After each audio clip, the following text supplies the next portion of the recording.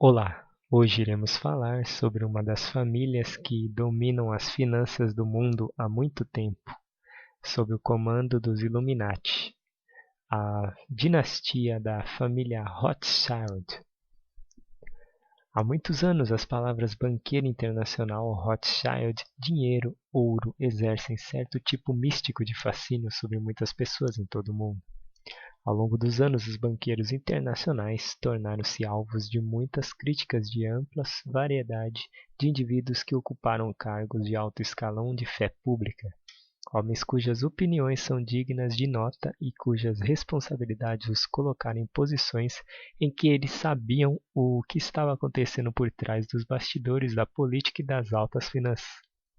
Vamos examinar a história de forma analítica e não emocional, descobrir os fatos. A verdade, à medida que aparecer, será instrutiva e abrirá os olhos daqueles que estão procurando compreender mais claramente os eventos atordoadores que estão ocorrendo no cenário nacional e internacional. Um início modesto. A Europa, no final do século XVIII, durante a época da Revolução Americana, era muito diferente daquilo que conhecemos hoje. Ela era composta de diversos reinos grandes e pequenos, ducados e estados que estavam constantemente envolvidos em disputas uns com os outros. A maioria das pessoas estava reduzida a nível dos vilões, sem qualquer direito político. Os parcos privilégios que eram concedidos a eles por seus senhores podiam ser retirados a qualquer momento. Foi durante esse período de tempo que um homem jovem apareceu na cena europeia e que teria um tremendo impacto no curso futuro da história mundial. Seu nome era Meyer Amschenbauer. Em anos posteriores, seu nome, que ele alterou, tornou-se um sinônimo de riqueza, poder e influência. Ele foi o primeiro dos Rothschilds, o primeiro banqueiro verdadeiramente internacional. Meyer Amschenbauer nasceu em Frankfurt, na Alemanha, em 1743. Ele era filho de Moisés Amschenbauer, um ourives itinerante que também emprestava dinheiro a juros que, cansado de suas peregrinações na Europa Oriental, decidiu fixar-se na cidade que seu filho primogênito nasceu. Ele abriu uma loja ou escritório de contabilidade na Judas Street, a Rua dos Judeus. Do lado de fora da porta da loja, ele colocou um escudo vermelho bem grande. Em uma idade precoce, Meyer mostrou que possuía imensa capacidade intelectual. Seu pai passava muito tempo ensinando-lhe tudo o que sabia sobre a atividade de emprestar dinheiro e as lições que ele tinha aprendido de muitas fontes. O velho Bauer originalmente queria que seu filho estudasse para ser um rabino, mas a morte prematura do pai colocou um fim nesses planos. Alguns anos após a morte de seu pai, Bauer foi trabalhar como escriturário em um banco dos Oppenheiers, em Hanover. Sua capacidade superior foi rapidamente reconhecida e seus progressos na firma foram rápidos. Ele recebeu uma participação minoritária. Pouco tempo depois, ele retornou a Frankfurt, onde conseguiu comprar um negócio que seu pai tinha aberto em 1750. O grande escudo vermelho ainda estava sendo exibido na porta. Reconhecendo o verdadeiro significado do estudo, seu pai tinha adotado esse emblema da bandeira vermelha, que era o emblema dos judeus, de mente revolucionária na Europa Oriental. Bauer alterou seu nome então para Rothschild. Desse modo, a casa Rothschild passou a existir. A base para uma vasta acumulação de riqueza foi lançada durante os anos de 1760. Quando Amstein Rothschild renovou sua amizade com o general von Storff, que era agora um adido da corte do príncipe Guilherme de Hanovre, e estava interessado em moedas raras. Rothschild decidiu tirar proveito da situação, oferecendo moedas valiosas e joias para um bom desconto. E ele logo caiu na graça do general e dos outros membros influentes da corte. Um dia ele foi levado à presença do próprio príncipe Guilherme.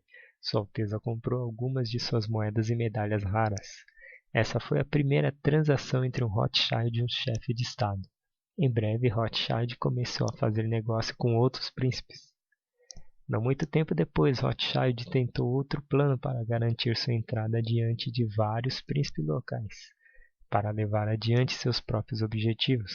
Ele escreveu cartas bajulando as vaidades dos príncipes, ao mesmo tempo em que pediu patrocínio deles.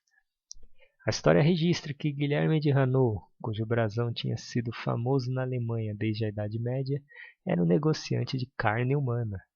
Por um preço, o príncipe, que tinha ótimas relações com várias famílias reais da Europa, alugava tropas de mercenários para qualquer país. Rothschild tornou-se um agente para esse negociante do gado humano. Ele deve ter trabalhado diligentemente em seu novo cargo de responsabilidade, porque quando Guilherme foi forçado a fugir para a Dinamarca, deixou 600 mil libras, avaliadas então em 3 milhões de dólares, sob a custódia de Rothschild. De acordo com o falecido comandante William Guy Carr, que foi um oficial da inteligência da Marinha Canadense e que teve excelentes contatos nos círculos de inteligência em todo o mundo, o fundador da casa de Rothschild traçou os planos para a criação dos Illuminati e depois confiou a Adam Weishaupt a organização e o desenvolvimento. Rothschild embolsou o dinheiro do príncipe Guilherme, mas mesmo antes de o dinheiro chegar a Rothschild, ele não era limpo, não era kosher. A vasta soma tinha sido paga a Guilherme de Hesse pelo governo britânico pelos serviços de seus soldados.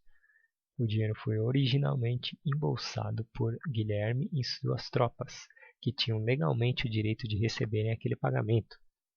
Com o dinheiro 2 vezes embolsado com um sólido alicerce, Mayer Amschel Rothschild decidiu expandir vastamente suas operações e tornou-se o primeiro banqueiro internacional.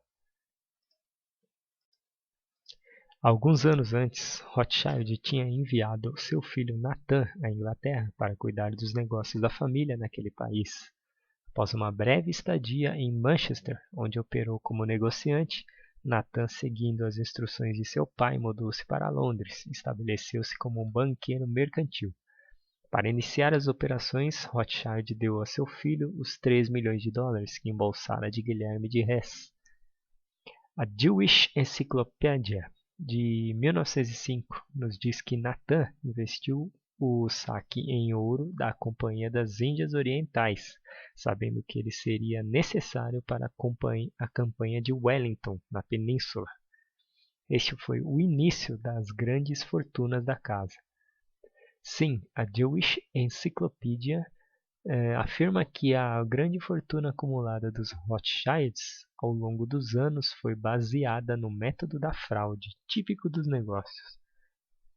Com sua imensa acumulação de ganhos mal adquiridos, a família estabeleceu filiais da casa de Rothschild em Berlim, Viena, Paris e Nápoles. Rothschild colocou um filho a cargo de cada filial.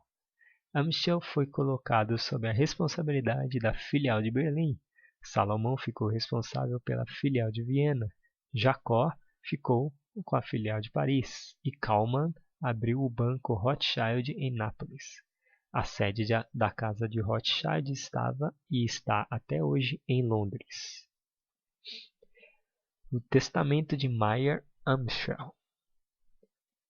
Quando morreu em 19 de setembro de 1812, o fundador da casa de Rothschild deixou um testamento que tinha sido redigido apenas alguns dias antes. Nesse testamento, ele definiu regras específicas pelas quais a casa que trazia seu nome deveria operar nos anos seguintes. As regras eram as seguintes: todos os cargos-chave na casa de Rothschild deveriam ser ocupados por membros da família, não por pessoas contratadas. Somente membros da família do sexo masculino teriam a permissão de participar dos negócios. Os membros da família deveriam se casar com seus próprios primos de primeiro e segundo graus, preservando assim a vasta fortuna.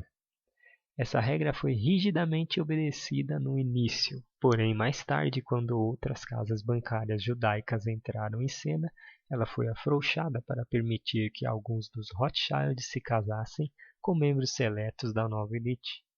Amschel proibiu seus herdeiros, de forma bem explícita, de em qualquer circunstância permitir que qualquer inventário do patrimônio seja tornado público pelas cortes, ou de qualquer outra forma. Também proibiu qualquer ação jurídica e qualquer publicação de valor da herança. Qualquer um que desrespeitar essas prescrições será imediatamente considerado como tendo disputado o testamento, sofrerá as consequências do seu ato. Rothschild ordenou uma perpétua parceria na família e prescreveu que os membros do sexo feminino da família, seus maridos e filhos, receberiam seus juros do patrimônio sujeito à administração dos membros masculinos. Eles não teriam parte alguma na administração dos negócios. Qualquer um que disputasse esse esquema perderia seus juros no patrimônio. A poderosa força da casa de Rothschild estava baseada em diversos fatores importantes. Um completo segredo resultante do total controle da família toda às negociações comerciais. Uma estranha capacidade, pode-se dizer até quase que sobrenatural, de ver o que estava à frente, de tirar proveito daquilo. Toda a família era impulsionada por um desejo insaciável de acumulação de riquezas e de poder. Uma total frieza e rudeza em todas as transações comerciais.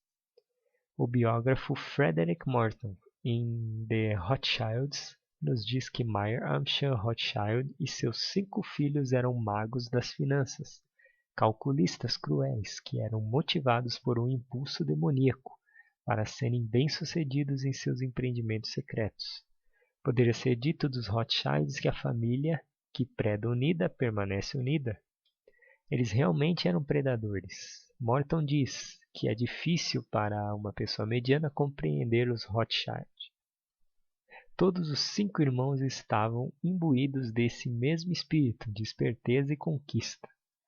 Os Rothschilds não formavam nenhuma verdadeira amizade ou aliança. Seus associados eram apenas amizades que eram usadas para ampliar os seus interesses.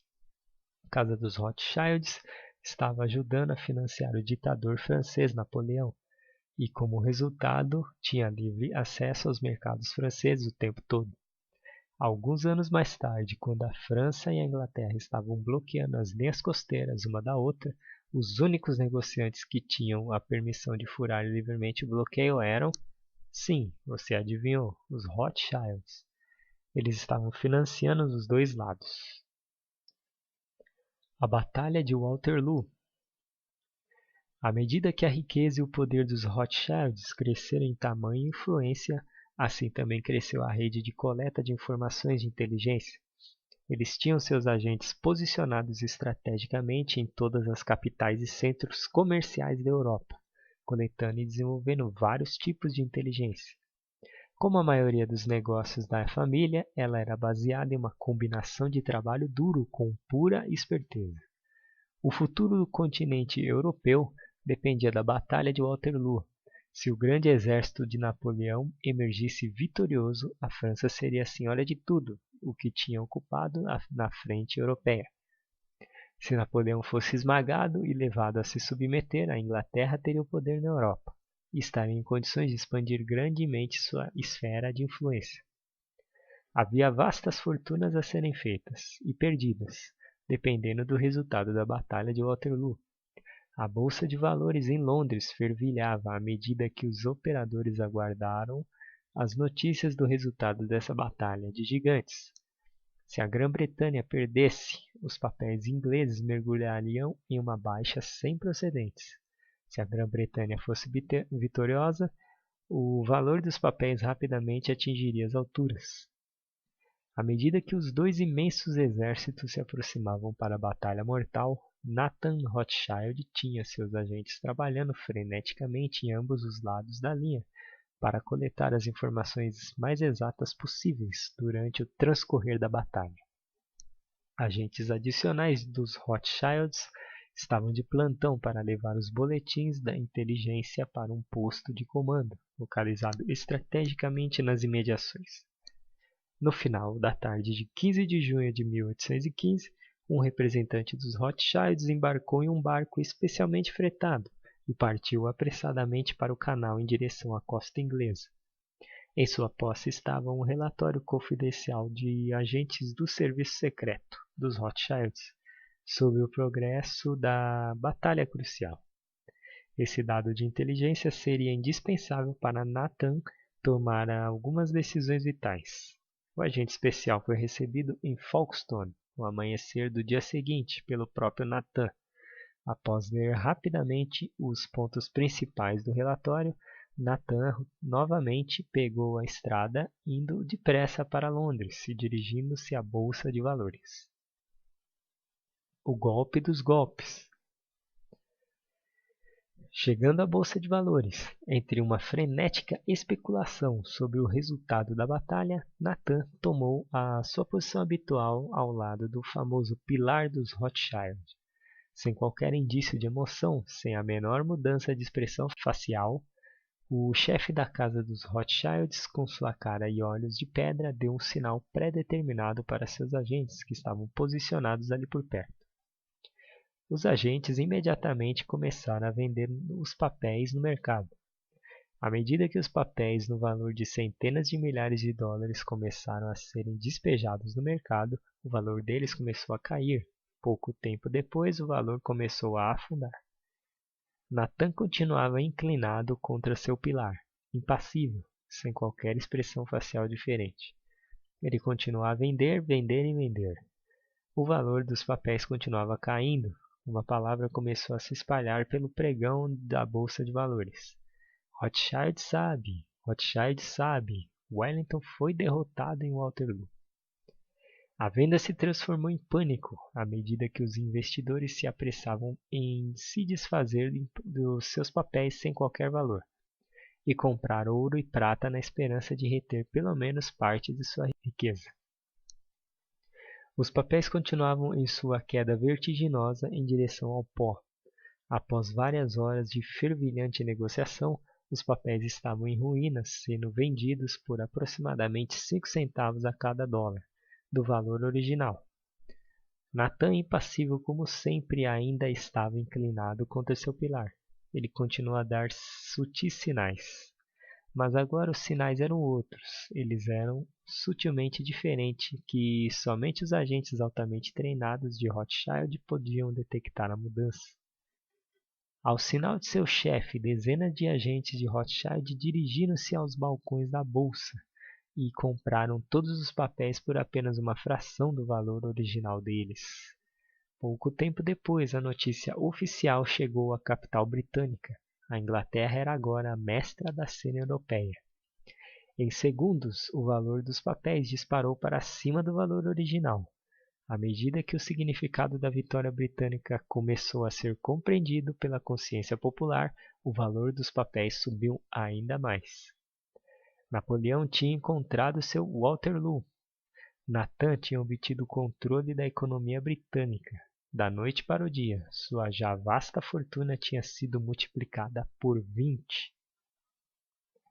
Limpeza na França. Após a derrota em Waterloo, os franceses lutaram para se colocar em pé financeiramente outra vez. Em 1817, eles negociaram um empréstimo substancial da prestigiosa casa bancária de Overard e dos bem conhecidos banqueiros Baring Brothers, de Londres. Os Rothschilds foram deixados de lado. No ano seguinte, o governo francês precisou novamente de outro empréstimo. Como os títulos emitidos em 1817 estavam aumentando de valor no mercado de Paris e em outros centros financeiros, parecia certo que o governo francês continuaria usando os serviços dessas duas distintas casas bancárias. Os irmãos Rothschild tentaram todos os estratagemas de seu vasto repertório para influenciar o governo francês a lhes entregar os negócios. Os esforços foram em vão. Os aristocratas franceses, que se orgulhavam de sua elegância e linhagem superior, viam os Rothschilds como meros camponeses, novos ricos, que precisavam ser colocados em seu devido lugar. O fato de os Rothschilds terem vastos recursos financeiros, vivendo em casas luxuosas e vestirem-se de uma forma mais elegante e dispendiosa não impressionava a nobreza francesa, que dava muito importante à origem social das famílias. Uma peça importante do armamento do arsenal dos Rothschilds que os franceses ignoraram ou negligenciaram era a esperteza, sem paralelos no uso na manipulação do dinheiro. Em 5 de novembro de 1818, algo muito inesperado ocorreu. Após um ano de contínua elevação, o valor dos bônus do Tesouro francês começou a declinar. A cada dia, o declínio no valor se tornava mais acentuado. Depois de um breve espaço de tempo, outros títulos do governo também começaram a sofrer uma perda de valor. A atmosfera na corte de Luís XVIII tornou-se tensa. Aristocratas com a cara severa começaram a se preocupar com o futuro do país. Eles esperaram pelo melhor, mas temiam o pior. As únicas pessoas em volta da corte francesa que não estavam profundamente preocupadas eram Jaime e Carlos Rothschild. Eles riam, mas não diziam nada. Lentamente, uma crescente suspeita começou a se formar na mente de alguns observadores. Poderiam os irmãos Rothschild serem a causa dos problemas econômicos do país? Poderiam eles ter manipulado secretamente o mercado de títulos e planejado o pânico? Eles tinham feito exatamente isso. Durante o mês de outubro de 1818, os agentes dos Rothschilds, usando os recursos ilimitados de seus mestres, compraram enormes quantidades de títulos do Tesouro francês, por meio de seus rivais Overard e Baring Brothers. Eles fizeram o valor dos títulos subir de preço. Depois, em 5 de novembro, começaram a despejar os bônus em enormes quantidades no mercado aberto, nos principais centros comerciais da Europa, provocando pânico no mercado. Subitamente, a cena do palácio de Aix mudou. Os Rothschilds, que estavam pacientemente e silenciosamente aguardando nas antessalas, foram levados à presença do rei. Eles eram agora o centro das atenções. Suas roupas eram agora da última moda. Os Rothschilds tinham obtido o controle da França, e controle é o nome do jogo, tornando sua presença inaudível e invisível. Os golpes financeiros executados pelos Rothschilds na Inglaterra em 1815 e na França 3 anos mais tarde são apenas 2 dos muitos que eles realizaram pelo mundo afora ao longo dos anos. Entretanto, houve uma grande mudança nas táticas usadas para tosquear o público de seu dinheiro suado. Em toda a sua longa história, os Rothschilds esforçaram-se para criar a impressão de que operam dentro da estrutura da democracia.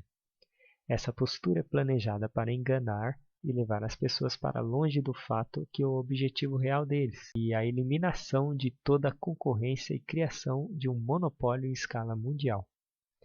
Escondendo-se atrás de inúmeras frentes, eles fazem um trabalho genial de dissimulação. Os Rothschilds em América. Seria extraordinariamente ingênuo considerar a possibilidade que uma família tão ambiciosa, tão esperta e de mentalidade tão monopolista quanto dos Rothschilds poderiam resistir à tentação de se tornarem fortemente envolvidos na frente norte-americana. Após a sua conquista da Europa no início do século XIX, os Rothschilds lançaram seus olhos cobiçosos na gema mais preciosa de todas, os Estados Unidos. Os Estados Unidos eram singulares na história moderna. Eram o segundo país na história que tinha sido formado com a Bíblia, como seu livro de lei. Sua constituição singularmente magnífica foi especialmente planejada para limitar o poder do governo e manter os cidadãos livres e prósperos. Os cidadãos americanos eram basicamente imigrantes, esforçados, que anelavam respirar o ar da liberdade, que não pendiam nada mais do que a oportunidade de viver e de trabalhar em um ambiente maravilhosamente estimulante.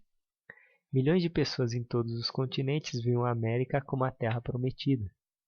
Entretanto, os grandes banqueiros na Europa, os Rothschilds e outros, viam os resultados maravilhosos gerados por essa experiência singular de uma perspectiva totalmente diferente. Eles a viam como uma grande ameaça dos seus planos futuros.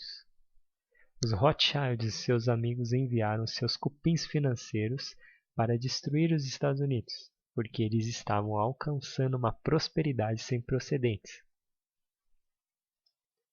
A primeira evidência documentada em envolvimento dos Rothschilds nas questões financeiras dos Estados Unidos surgiu no fim dos anos 20 e o início dos anos 30, quando a família, por meio de seu agente Nicholas Bede, lutou para derrotar a tentativa de Andrew Jackson de colocar restrições aos banqueiros internacionais.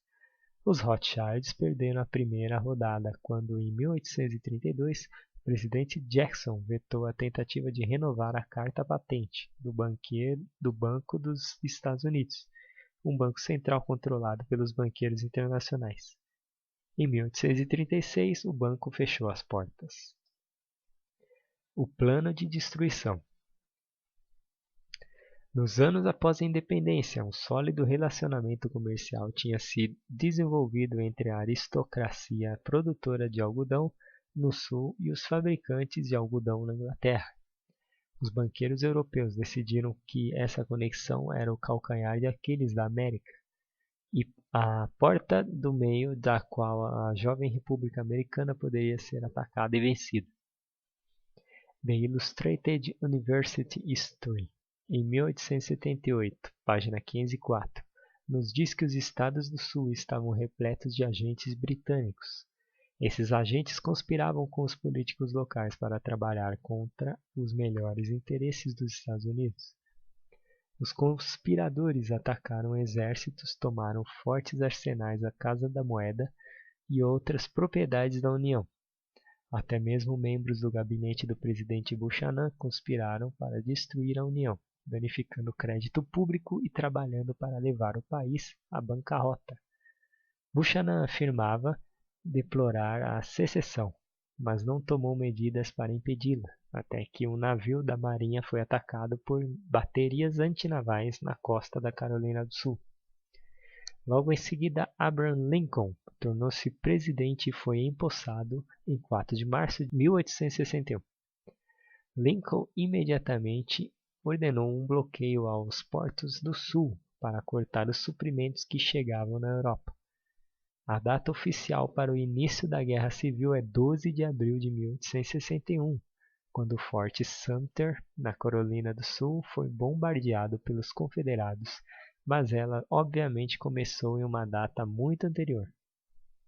Em dezembro de 1861, tropas europeias, britânicas, francesas e espanholas entraram em grande número no México, em desafio à doutrina Monroe. Isto, junto à ampla ajuda europeia, a Confederação indicava fortemente que a coroa estava se preparando para entrar na guerra. Nessa hora de crise extrema, o presidente Lincoln apelou para o inimigo perene da coroa, a Rússia, em busca de ajuda. Sem ser anunciada, uma frota russa, sob o comando do almirante Levitsky, entrou no porto de Nova York em 24 de setembro de 1863 e ancorou ali.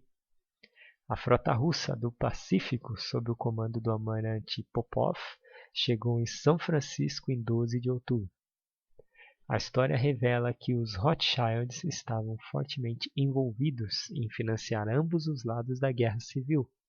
Lincoln atrapalhou as atividades deles quando, em 1862 e 1863, recusou-se a pagar as taxas de juros exorbitantes exigidas pelos Rothschilds e emitiu, autorizado pela Constituição, títulos do Tesouro sem juros.